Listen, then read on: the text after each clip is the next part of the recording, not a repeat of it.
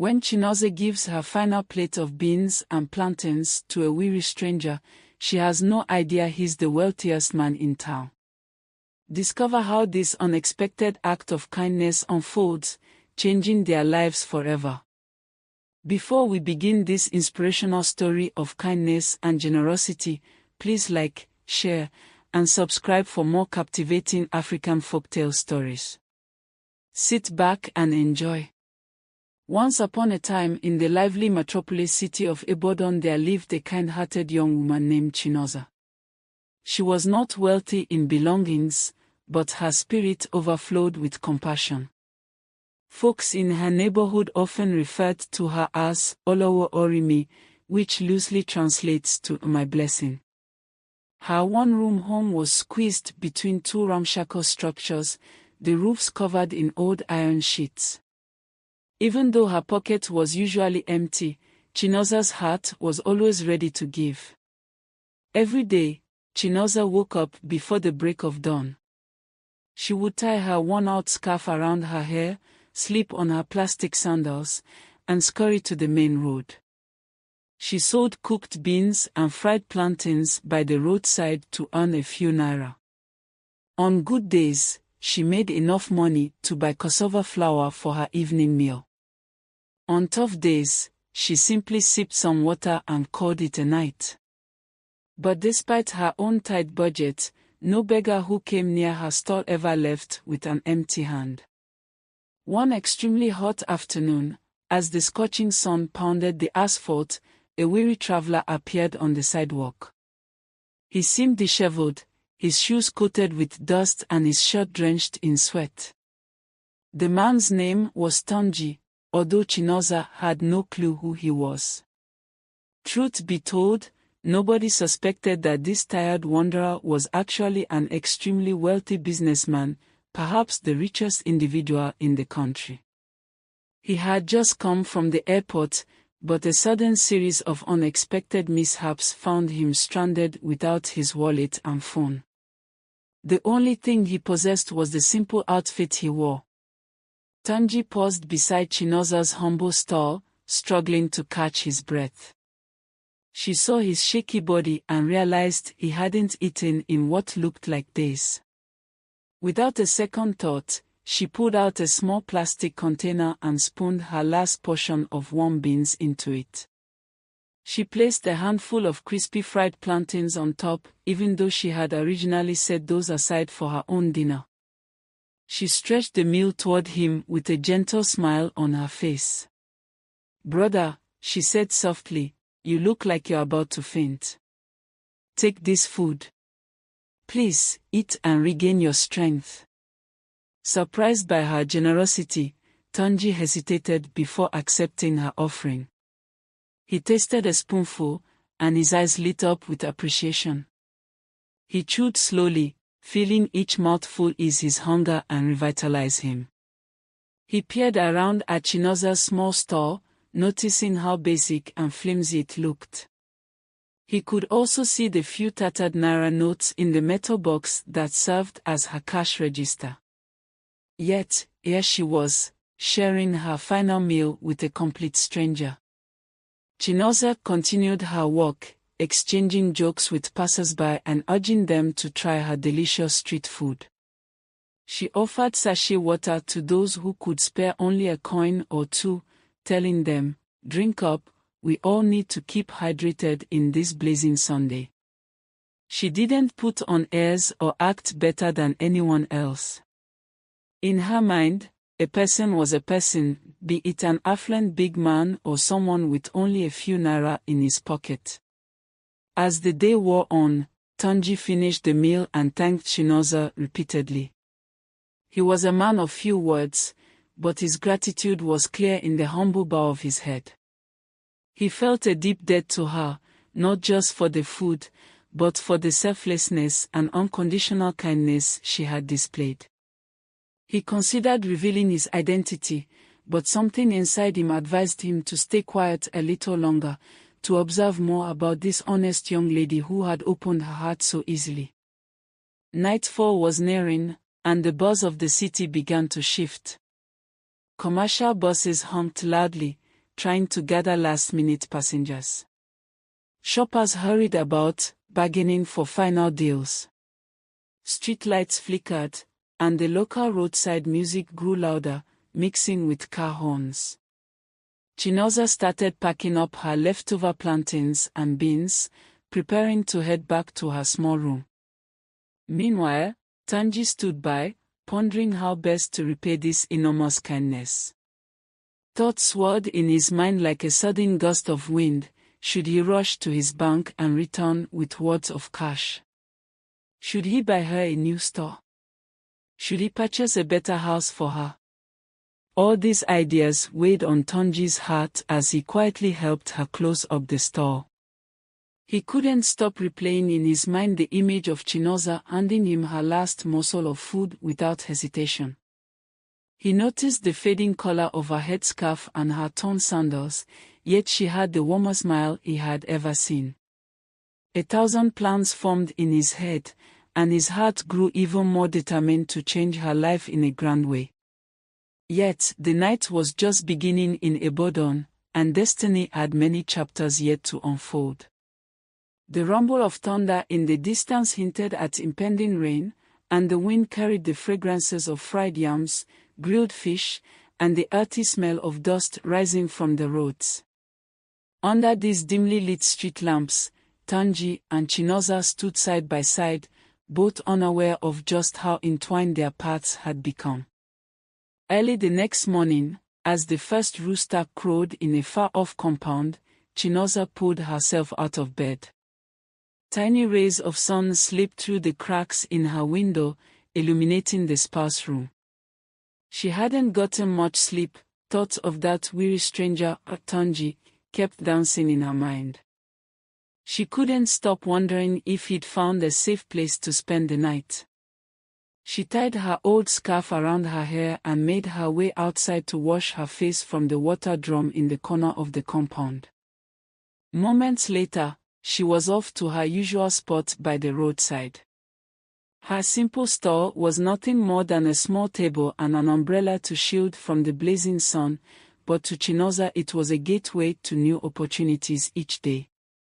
She set up her pot of beans and plantains, carefully arranging them to look inviting. Passers-by started trickling in, a bus driver who needed a quick bite before starting his rounds, a tired student dragging her feet to an early class, and a pair of market women gossiping about the latest local news. But amid the chatter and the clinking of coins, Chinaza found herself scanning the crowd for any sign of Tanji. Part of her doubted she would see him again. After all, he was a total stranger, who knew where he might have ended up. Still, a small spark inside her hoped that, somehow, their paths would cross again. As the sun climbed higher, the city roared to life. Street hawkers balanced trays of goods on their heads, darting between cars stuck in traffic jams. Motorcycle riders, commonly called Okada men, zigzagged around potholes. The air smelled of exhaust fumes and the peppery aroma from nearby food kiosks. The entire scene felt like a moving tapestry, each person playing their role in this giant city drama. It was then that Chinaza noticed an older woman named Mama Ronk hurriedly approaching. Mama Ronk was a local caretaker who ran a shelter for orphans. She often stopped by to buy a small pot of beans to feed some of her children. But this time, there was worry on her face. Chinaza, good morning, oh, Mama Ronk said, fanning herself with an old piece of newspaper. Those children have eaten everything in the house, and my pocket is empty like a new bank account. Can I pay you at the end of the week? She asked, eyes pleading. Chinaza did not hesitate. She lifted the lid on her pot of beans and scooped out a large portion, carefully wrapping it. She added a bundle of ripe plantains on top, then handed it to Mama Ronk. Don't worry, Ma, she said with a reassuring smile. Feed those children first. We will sort things out later. The older woman's eyes shone with appreciation, and after thanking Chinaza several times, she hurried off. Not long after, a dark SUV slowly pulled up near Chinaza's store. Its tinted windows gave it a mysterious look that made some of the passers-by move aside curiously. When the door swung open, out stepped Tunji, now looking far more presentable.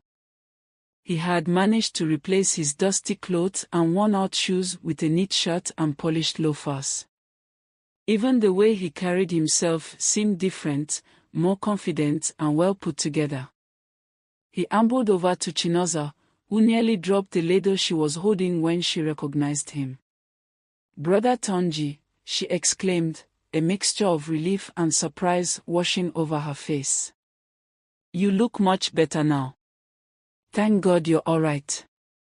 Tunji offered a polite smile. "Sister Chinaza, I'm feeling much stronger, thanks to you," he said in a gentle tone. "I didn't get a chance to thank you properly last night." Without further ado, Tunji reached into the SUV and pulled out a small cooler packed with chilled drinks. He placed it next to her store, attracting quite a bit of attention from onlookers. "I brought this so your customers can have something cold. The sun in this town is not smiling at all," he added, trying to sound casual. Chinaza blinked in astonishment, wondering what would make this stranger, who had been broke and hungry just yesterday, suddenly return with such generosity. Several people passing by slowed down to stare or greet Tunji, sensing there was something special about him. But Tunji simply shrugged off the attention, focusing instead on Chinaza's reaction. Without fanfare, he gently guided her aside, away from curious ears. He wanted a quiet word. "My sister, let me be honest," he began, choosing each word carefully. "I'm not who you think I am. I come from a wealthy background, but I found myself in an awkward situation yesterday. You gave me your last meal, and that act humbled me in ways I can't fully describe." He paused, glancing at her humble setup. "I'm here to repay your kindness, but I need your help in deciding how." Chinaza's mouth hung open slightly.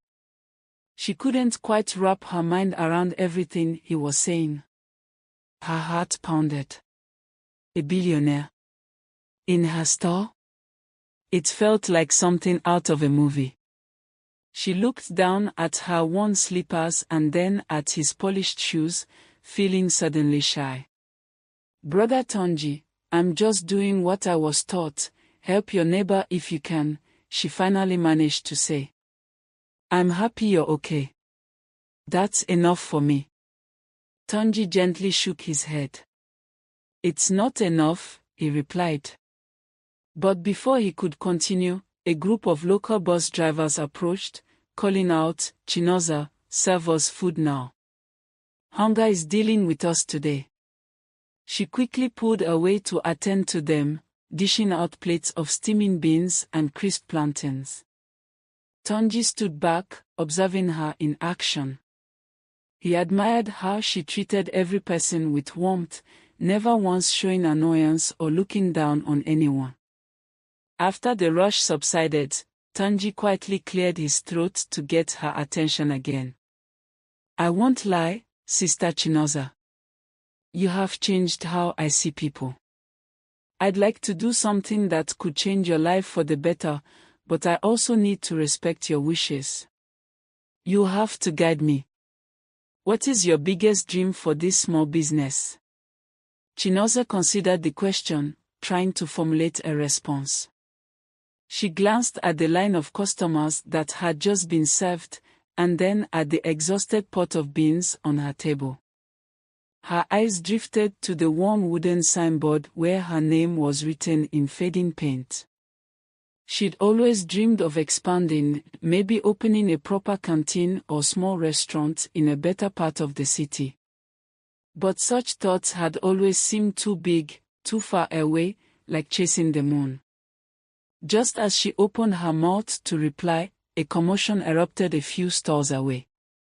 One of the local area boys, as people called the hoodlums who roamed about, was yelling about settlement money and harassing a hawker down the street. People began shifting uncomfortably, while others outright gathered to watch the drama unfold. Tunji noticed the sudden tension and gently placed a reassuring hand on Chinaza's shoulder. "We'll continue this talk soon," he promised, stepping aside with a calm but firm demeanor. Chinaza's heart raced in anxiety. She knew these area boys often demanded money from small traders like her, and any confrontation could turn dangerous in the blink of an eye. Though worry twisted in her stomach, Chinaza bravely walked towards the frightened hawker. She didn't have a big sum of money to offer, but she couldn't stand idle while someone else was being bullied. Meanwhile, Tanji remained close, determined to see how he could help without creating a bigger scene. Chinaza took a deep breath and stepped forward to confront the angry area boy who was demanding settlement money from the terrified hawker. She spoke in a calm, unwavering voice, explaining that they were all just small traders struggling to make ends meet. She pleaded for understanding and peace, offering what little spare change she had in her pocket. Though the area boy initially scoffed, something about Chinaza's determined kindness appeared to touch him. He grumbled under his breath, grabbed the coins, and shuffled off to find another target, leaving both Chinaza and the hawker shaken but relieved. Tanji, witnessing the entire exchange, admired the courage and selflessness he saw in Chinaza. With the crowd dispersing, he stepped forward, ensuring that the hawker was all right and praising Chinaza for her bravery. As they returned to her store, he realized it was the perfect moment to follow through on his promise. In a gentle but resolute tone, Tanji looked straight into Chinaza's eyes and said, "I think you've already shown me what you truly need, more security for your future and the chance to keep helping people without fear or hardship. Allow me to invest in your dreams. Let's find a safe location for you to expand, open a bigger shop, and maybe even train a few apprentices." Overwhelmed by emotions, Chinaza felt tears brim at the corners of her eyes. She took a moment to process this sudden shift in her life. "Brother Tanji," she whispered, "your generosity is too big. How will I ever repay you?" He merely smiled. "You've already repaid me 1,000 times over, by showing me that true wealth lies in how we treat others. Let the ripple of your kindness spread. That's all the thanks I need." In the weeks that followed, Tanji arranged for a safe piece of land in a busier part of Ibadan. Together, they built a modest but welcoming canteen named Noza's Haven. With support from well-wishers and help from the local community, Chinaza's business flourished. She began serving not just beans and plantains, but a variety of local dishes. True to her nature, Chinaza still offered free meals to anyone who genuinely couldn't pay, especially children and the elderly. In time, Mama Rong's orphanage started receiving a steady supply of food from Chinaza's new canteen. The hawkers who once worked alongside her by the roadside also found a place in her growing enterprise, learning new skills and earning better incomes. Though the city was full of hustle and trouble, Chinaza's little corner of Ibadan became a place where kindness, warmth, and good food went hand in hand. This story teaches us that no act of kindness is ever wasted. Even if you have little, sharing what you can may spark opportunities and blessings you never imagined. A giving heart creates hope, not just for others, but for oneself. Thank you so much for journeying with us through Chinaza's story of kindness and generosity. We hope you enjoyed this tale of how a simple act of compassion can change lives. Let us know your thoughts in the comments. Who was your favorite character? What did you learn from the story? And if you found inspiration in this story, please like, share, and subscribe to our channel so we can keep bringing you more captivating African folklore and real-life tales.